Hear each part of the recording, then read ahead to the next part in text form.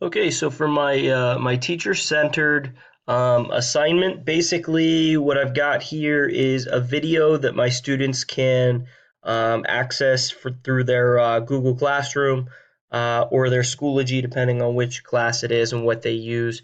But I use Schoology in my regular classes as well. I've used Google Classroom when teaching online classes the few times that I have. But basically, what this is it talks about titrations, which is a trouble area, an area that my students really need a little bit of extra help.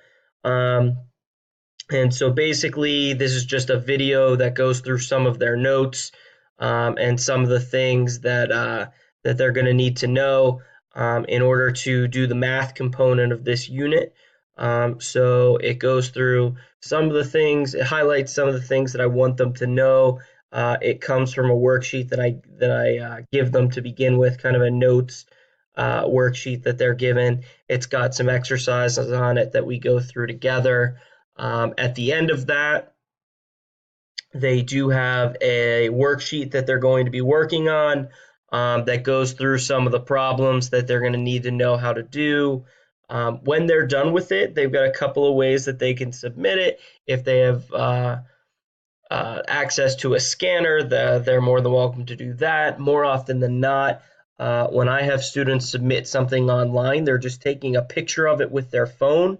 The nice thing about Schoology is it's got its own app, so you can upload it straight to the app from there and put it into the assignment that it's been created for. So that works really well with those students. And what I can do is kind of download it off of Schoology and actually use my AirSlate and Smart Notebook, and I'm actually able to make corrections on their work for them and then convert it so that they can actually see a video of me going through their corrections if need be. So I'll look through them, and if I see a student that really needs some help, I can kind of go through their work individually with them. But that's basically the teacher centered lesson.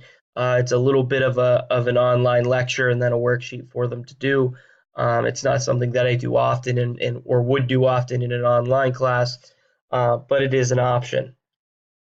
Um, in terms of the student centered, um, this is a jigsaw that I use. I've done it in my class before. I definitely would use it online. We do use an online textbook, and so basically what this is, it goes through some of the different scientists that have contributed to atomic theory.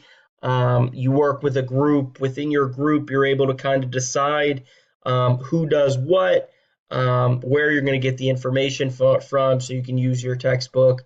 And then you can kind of use some of your other sources in terms of the internet. Each student is going to create their own presentation, and then they're going to present it to their groups.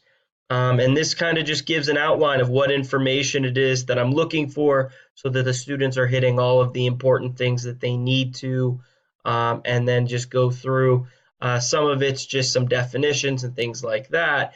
Some of it is, why was this significant? What did this person do? What did they discover? Give some page numbers from the book to kind of help them get started, and then a rubric for how they're going to be doing that. And at the end, obviously, they can email it to me so that I have all of their presentations, so that I'm able to look at it. The time that I gave it here, I had them email it to me.